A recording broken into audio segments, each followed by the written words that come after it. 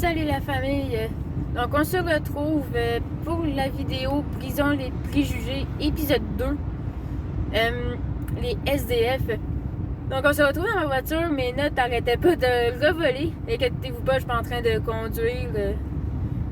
Et donc tout se fait dans les règles. Il n'y aura pas d'accident aussi comme ça. Donc comme je vous disais, on va parler des SDF, du fait que c'est pas facile de se battre à tous les jours, jour et nuit, pour pouvoir survivre pendant que nous, on est là en train de boire notre petite tequila et la vie quoi qu'on mène. Puis en même temps, de créer plein de préjugés avec les immobiliers qui les nourrit en plus, en mode « vous n'êtes pas les bienvenus ici ». Parce que oui, il y a des immobiliers qui sont anti-SDF, comme par exemple à Montréal, juste le fait qu'il y ait des accoudoirs au milieu des bancs, ça les empêche de vraiment pouvoir s'étendre sur le banc de se reposer. Donc eux autres, ils voient ça en mode « vous n'êtes pas la bienvenue ici ». Ensuite, toutes les terrasses qu'il faut de plus en plus consommer quelque chose pour pouvoir rester. Ils n'ont pas l'argent pour consommer, pouvoir s'asseoir sur une terrasse, jaser avec le monde. Puis juste comme pouvoir juste socialiser un peu. Tu sais, c'est pas des animaux, c'est pas des bêtes de foire, les SDF, pour vrai. C'est des humains qui ont besoin d'aide, qui ont juste besoin qu'on leur tende la main. Tu sais, je dis pas de tout donner vos économies, ou leur acheter une maison, faire l'épicerie à 200 balles. Juste comme, tu sais, des fois, eux autres aussi ont besoin de parler, d'être écoutés, entendus. Puis ça, je trouve que c'est de quoi qu'on a de la misère. Juste prendre le temps d'observer pour voir, y a-t-il un itinérant proche que je peux aider? Y a-t-il quelqu'un que je peux aider? Donc, aujourd'hui, cette vidéo, c'est pour les SDF. C'est parti!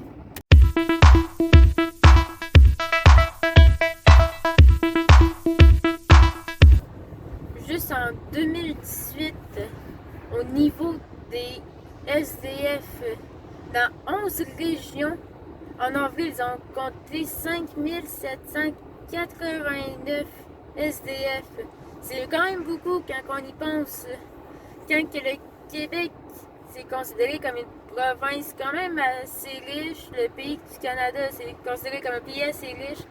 On en compte quand même une couple de mille. Puis la plupart, soit qui ont déjà vécu dans la rue, donc qui se sont retrouvés là pour une deuxième fois, soit qu'ils ont grandi là, donc ils sont tombés comme assez jeunes dans la rue, ils n'ont jamais pu s'en sortir. Après ça, aussi juste à Montréal, en 2018, ils comptaient un 3100.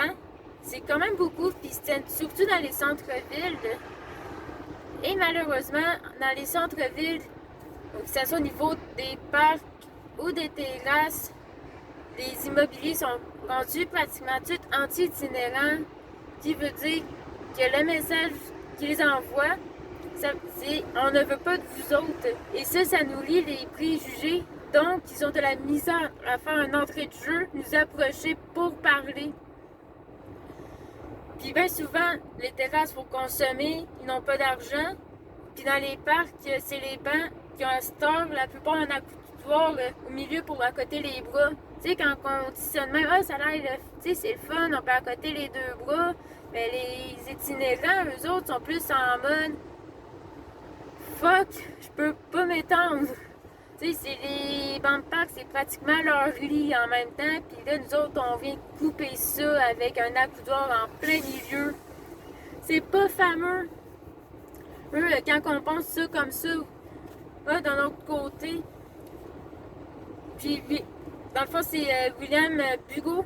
C'est en 2019, ça faisait 5 ans qu'il était itinérant, qui parlait de ça, un journaliste du journal du Devoir.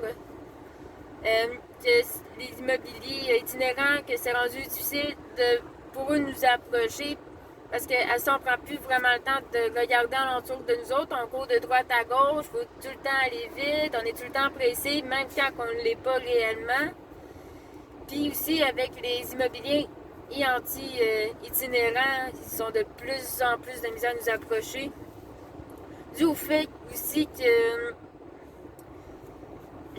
Là, j'ai perdu le mot. Ah ben aussi, comme ça nourrit les préjugés, ben on se dit, ah, c'est tout... Ils l'ont tout cherché avec l'alcool, la drogue et autres. Donc, ils peuvent pas nous approcher comme qu'ils le souhaiteraient. Ça diminue donc beaucoup l'entraide qu'on pourrait leur emmener. Aussi, niveau SDF, dans le fond, je vous ai donné des chiffres, mais c'est peut-être même pas les bons parce que, surtout chez les femmes, malgré que c'est de plus en plus visible, pareil pour les jeunes, il y a de l'itinérance cachée. Fait que le 5789, c'est plus, on pourrait même dire que c'est une estimation en 2019, parce que les femmes, eux autres, pour survivre, ils vont se faire du vol à l'étalage pour aller en prison. Donc, ils vont voler une petite affaire, se faire prendre et aller en prison pour avoir les 3 repas par jour, un lit, au chaud, des soins gratuits. Mais malheureusement, ça fait qu'il y a un casier judiciaire, puis ils s'enfoncent dans l'itinérance parce que c'est plus dur par après de se trouver un travail. Il y en a aussi qui vont se promener d'amis en amis, qui vont aller à droite, à gauche. De temps en temps, peut-être aussi chez la famille si ces femmes-là en ont. Donc, c'est beaucoup d'itinérance cachée. Et malheureusement, il y en a aussi qui vont tomber dans la prostitution, malheureusement. Mais c'est pas toutes les femmes. Sinon, chez les jeunes, c'est aussi se promener d'un ami à un autre. Fait que du coup, on sait même pas s'ils sont itinérants ou pas. C'est plus dur à voir aussi. Après ça, il y a les personnes âgées aussi. Eux autres, on dit personnes âgées à partir de 50 ans, même si c'est quand même jeune. Tu sais, on regarde ça, j'ai 50 ans, c'est pas, tu sais, c'est jeune. Quand on dit que quelqu'un est mort à 50 ans, il me semble qu'il était encore jeune. Mais dans la rue, t'es rendu une personne âgée. Fait que du jour au lendemain, c'est à 50 ans, du jour au lendemain, tu tombes dans la rue, du jour au lendemain, tu tombes personne âgée comme ça, paf. Et malheureusement, c'est surtout eux autres qu'on vise à les préjuger. C'est surtout eux autres aussi qui sont pris pour cible dans la violence, qui sont beaucoup plus vulnérables dans le fond, ils sont beaucoup plus vulgarisés, ils sont plus mal vus. Pour vrai, c'est vraiment triste quand on y pense, là. C'est eux autres, là, ils ont rien demandé, puis c'est eux autres qui se font le plus souvent malmener, que ce soit par les autres itinérants, que ce soit par nous-mêmes, juste en les jugeant, ou si, mettons, la police, surtout les petits nouveaux, là, ça a l'air que des fois, ça peut être un peu plus brutal. Je sais pas si c'est vrai, mais tu sais, j'ai lu ça. Je sais pas que c'est juste les petits nouveaux, là, aussi, il peut y avoir des anciens, là, qui peuvent être plus brutal envers les SDF. Pour vrai, c'est vraiment triste. Fait que pour vrai, tu sais, quand on en voit un, je pense que, puis je m'inclus là-dedans, là, tu sais, je suis pas brutale avec eux, je les envoie pas promener, là, mais, tu sais, les préjugés pis tout, je sais que moi aussi, il faut que je me batte comme ça, que je me dise, d'autres, c'est un être humain, approche-le puis parle-y, tu sais, quelque chose. Tu sais, essayer de le traiter comme un humain. Déjà là, même si tu lui donnes pas rien de physique, tu auras donné de ton temps, tu vas y avoir parlé, ça peut déjà juste lui faire du bien, de se sentir plus humain que bête de foire de la société. Puis aussi, dans le fond, qu'est-ce qui les mène aussi à la rue? Bon, oui, il y en a que ça va être la drogue, oui, il y en a que c'est l'alcool, oui, il y en a que c'est les jeux. Je dis pas que qu'il n'y en a aucun d'entre eux qu'il n'y en a aucun c'est à cause de ça, mais c'est pas tout le monde non plus. C'est sûr que ça dépend de l'âge aussi. Il y en a, bon, à 18 ans, les parents disent trouve-toi un appart, finalement, ils en trouvent pas, donc du coup, ils se ramassent à la rue. Dans les jeunes aussi, ça peut être ceux qui se sont beaucoup promenés de famille d'accueil en famille d'accueil. Maintenant, ça peut être aussi niveau à cause qu'il y a beaucoup de violence, ils ont fugué. Donc, il y a des adolescents qui se ramassent dans la rue et grandissent donc comme SDF. Donc, du coup, dès leur plus jeune âge, adolescents, ils n'ont pas d'appart. Puis comme ils n'ont pas d'adresse, ils peuvent pas vraiment se trouver une job. Donc, s'ils s'embarquent dans un cycle, dans un groupe, dans le fond. Donc, il y a les fugues aussi, qui peuvent mener les jeunes à. Il y a aussi, excusez, j'ai un blanc. Ouais, dans le fond, aussi, quand ils vont souvent dans les affaires de protection de la jeunesse, les centres pour jeunesse aussi.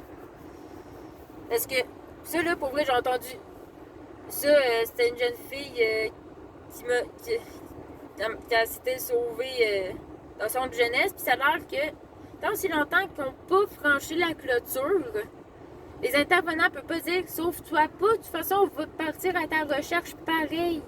Ils sont obligés d'attendre qu'elle franchisse la porte pour commencer à courir après. Pour vrai, je trouve ça vraiment épais. J'ai pas arrivé leur tordre d'un bras, mais sur moi, ils pourraient avoir le droit d'essayer de les raisonner un peu, t'sais. Oui, c'est pas nécessairement le fun d'être ensemble. Je dis pas que c'est une partie de plaisir, ça doit être plate, être loin de la famille, être pogné tout le temps, avoir l'impression de se faire surveiller, se faire dire quoi faire, mais d'un autre côté, les intervenants sont là pour aider, pour mettre des jeunes dans le droit chemin, leur donner des conseils. Puis il me semble que dans ces situations-là, des conseils, ça pourrait être pratique, tu sais, se faire dire, écoute, tu fais ce que tu veux, mais à ta place, je le ferai pas parce que où c'est que tu vas aller, on va te courir après la grande ou le grand, tu sais. Mais non, ils peuvent même pas dire ça, là. Non, non. C'est, t'es en train de se sauver, let's go, franchir la porte, on commence à te ramener. Et on va te mettre à l'isolement, let's go. C'est n'importe. Là-dessus, je capote. Tu sais, souvent, ça crée justement plus de jeunes dans la rue que là, c'est caché parce que vu qu'ils se cachent, ils vont aller chez des friends à droite, à gauche. Il y en a même qui pensent à juste sortir de la région. Fait que pour vrai, là, je pogne de quoi? Pour vrai, je pognais de quoi? Fait que ça peut amener toutes des situations d'itinérance chez les jeunes. Il y a aussi des familles complètes qui peuvent se ramasser à la rue. Tu sais, comme là à Montréal, c'est pénurie de logements. Ça, je me demande comment ça peut être. Fait que là, trouver des logements, c'est difficile, mais là, les loyers, ça augmente quelque chose de trop extrême. Fait que s'ils peuvent pas, ils se ramassent dans la rue. Fait que déjà là, problème de logement, ça peut emmener une famille complète à l'itinérance. Ça peut être les parents ont perdu un emploi aussi. Puis ça aussi, monoparental, le perte d'emploi ou juste les personnes vivant seules, c'est de quoi aussi qui peuvent les mener à l'itinérance, une perte d'emploi. Ils sont pas capables de s'en trouver trouver une job qui peut permettre de bien vivre. Et donc, ils se ramassent à la rue, ils se font mettre dehors. Donc, on peut voir que c'est pas juste les jeux, les casinos, les dealers, puis la SAC qui les mettent dehors, qui les envoient dans la rue. C'est pas juste eux autres là, qui créent des itinérants. C'est la société au grand complet. Juste la société, nous autres, on peut à la gang créer des itinérants comme des bons gros innocents, tu sais. Après ça, il y a aussi les immigrants qui arrivent, ils n'ont pas de famille, ils se trouvent pas de logement parce que la barrière des langues ça peut être gros, tu sais, il arrive un arabe qui parle juste arabe, qui arrive ici, ah merde, je comprends pas le français, il essaie de se trouver une job, mais là, la misère, après ça, ils sont pognés dans des refuges pour Ils sont dans des refuges à l'entendant, oui, mais ils sont pas là pour l'éternité. À un moment donné, il faut qu'ils veulent de leurs propres ailes. Puis s'ils n'ont pas trouvé de job, de logement, ben ils se ramassent dans la rue. Bienvenue au Québec! Encore là, les itinérants, ça, quand ils arrivent et qu'ils réussissent pas à se trouver assez rapidement une job, puis un loyer, ça l'aide pas non plus. Comme que je disais, les personnes âgées, oui, il va y en avoir de plus en plus, que du jour au lendemain, ils vont tomber itinérants, mais bien souvent, là, c'est ceux qui ont déjà été en situation ou qui ont commencé plus jeunes. Donc, du coup, c'est eux autres qui sont vraiment plus visibles et qui sont aussi les plus vulnérables, malheureusement, qui sont le plus jugés, le plus malmenés, que les gens ont moins de tendance à vouloir aider. Puis pourtant, ils font rien de mal, ils essaient juste de survivre. Il y a aussi les Premières Nations. On va faire une vidéo un peu plus approfondie sur les Autochtones, les Amérindiens. Mais ça aussi, pour vrai, dans toutes les catégories, en fait, il y en a de plus en plus. C'est juste que c'est pas nécessairement visible. Puis dans le fond, c'est juste que c'est sûr, surtout en fait, qu'ils quittent leur communauté pour essayer d'avoir les avantages qu'on a parce que ça, on les aime tellement, les Autochtones, que oui, on leur dit, vous ne paierez pas d'impôts, mais vous n'aurez pas les soins gratuits, vous n'aurez pas tel avantage et tel avantage. Donc, du coup, pour pouvoir avoir les soins gratuits, pour, en fond, vivre comme on vit, là, dans le fond. Je sais pas trop comment dire ça, pour vrai. Mais aussi que c'est pour faire leurs études. Qui quittent leur communauté. Puis d'autres qui fuient aussi leurs problèmes.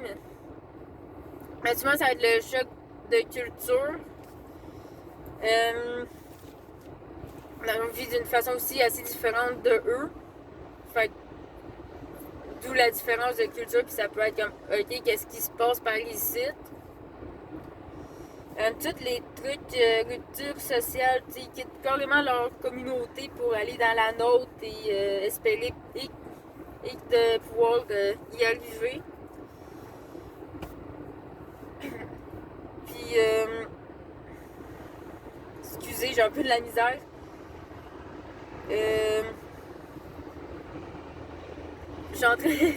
Excusez, c'est la première fois que j'ai un aussi gros bug pour vrai, là, c'est n'importe quoi. Ben, c'est ça, c'est donc, c'est surtout le choc identitaire culturel. On reste plus vulnérable parce que, dans le fond, ils quittent là, puis ils n'ont pas nécessairement quelqu'un qui a déjà quitté le coin, puis qui peuvent les aider. Donc, du coup, c'est assez difficile pour eux. Puis pourtant, ils vivent au Québec comme nous autres, mais juste parce que c'est deux cultures différentes, ça peut mettre des embûches puis des barrières. Puis déjà, il y a plein de discrimination aussi envers eux. Fait qu'en même temps, c'est pour ça aussi que je veux faire une vidéo entière sur eux, puis pouvoir mieux expliquer ça. Je sais pas c'est quand que ça va sortir. Et je peux pas mettre de date, mais je vais consacrer une vidéo sur les Premières Nations, les Autochtones, à ceux à qui on a volé les terres. Donc, comme on peut voir, selon le groupe d'âge, c'est toutes des choses différentes qui les mènent dans la rue. Ils ont beaucoup de misère à cause que les bâtisses beaucoup de places qui leur dit vous n'êtes pas la bienvenue, qui nourrit les préjugés. Il y a beaucoup d'itinérance cachée, donc on ne peut jamais avoir le chiffre exact. Et en plus de ça, il y en a de plus en plus. Puis là, avec le COVID, le seuil riche, pauvre se creuse. Puis là, ceux qui sont dans la misère, ils ont de plus en plus de misère. Fait est-ce qu'à cause de ça, ils vont avoir encore plus d'itinérants? Peut-être. J'espère que non. Mais ça peut mener à des gens qui qui tombent dans l'itinérance lance pour vrai. Donc, ceux qui peuvent aider pour vrai, juste qu'on arrête de faire l'autruche, puis donner de notre temps pour vrai. Tu sais, des fois, juste aller prendre une marche, puis pas, tu sais, puis soit en gang ou tout seul, puis pas en mode je vais marcher, puis et juste pour marcher, mais tu sais, essayer d'observer, voir, vraiment prendre conscience dans quel mal que certaines personnes qui sont. Puis si on peut aider quelqu'un, pourquoi ne pas le faire? Tu sais, ça peut sauver des vies. Tu sais, il y en a qui, tu sais, qui peuvent juste penser à suer, là, paf, t'arrives, puis ils sont comme, ok, tu sais, je vais continuer à me battre. Comment d'histoires pour vrai qu'on peut entendre que quelqu'un a aidé une personne, pensais-tu t'es abandonné, puis finalement, écoute, juste le fait d'avoir parlé, excusez, ils ont décidé de faire demi-tour, puis c'est vraiment se battre 2 fois plus pour se prendre en main. Pour vrai, c'est plus, tu sais, ça me semble que ça pourrait vraiment plus être motivant, se lever le matin et dire je pourrais peut-être aider quelqu'un. Fait puis en même temps, on chiale, on dénonce les problèmes, mais est-ce qu'on apporte vraiment une solution? Est-ce que on se donne vraiment de la personne pour changer les choses? Fait pour vrai, je vous invite à essayer de vous faire un petit kit. Quand vous allez prendre une marche ou juste en auto, c'est sûr qu'en auto, ça prend plus de concentration, histoire de frapper personne ou pour pas causer d'accident. Mais tu sais, juste faire un petit kit d'entraide qu'on pourrait dire, tu sais, comme mettre un petit peu, quelques petites choses que ça pourrait aider une personne. Quand tu vois quelqu'un qu'on voit que, tu sais, il fait la manche ou, tu sais, tu lui donnes une petite partie, tu sais, puis t'aides pour vrai. Moi, en tout cas, je pense qu'on va commencer à faire ça. Tu sais, moi, en plus, j'aime ça prendre des marches, puis... Ouais, moi, je sais pas pour vous autres. Oh, mais moi, je pense que je vais commencer à faire ça pour vrai, ça... Ouais. Parce que c'est vrai qu'on dénonce, mais on se bouge pas. Ou si on se bouge, on garoche des bidons d'essence, puis on se promène des pancartes. Puis le gouvernement sont là, bon, ben on va envoyer la police, puis comme ça, ils vont se la fermer. Ou ils vont faire assemblant d'entendre, faire semblant de porter une solution, ils sont nous garocher de la poudre dans les yeux. Puis là, on est comme, oui, on a gagné, puis un an après, on commence la même manifestation parce que c'était de la grosse merde. Fait qu'aussi bien de le faire nous-mêmes que d'attendre que ce soit le gouvernement qui fasse de quoi, selon moi. Faites, vous pouvez penser ce que vous voulez, mais selon moi, on est mieux de se bouger nous-mêmes que d'attendre après le gouvernement qui nous lit en pleine face. Donc sur ce, je vous laisse. Je vous dis à la prochaine. Et n'oubliez pas de vous abonner, liker, partager, commenter. Vous pouvez aussi vous abonner à mon Instagram si ce n'est pas déjà fait, Bricabrac150. Et moi, je vous dis à la prochaine.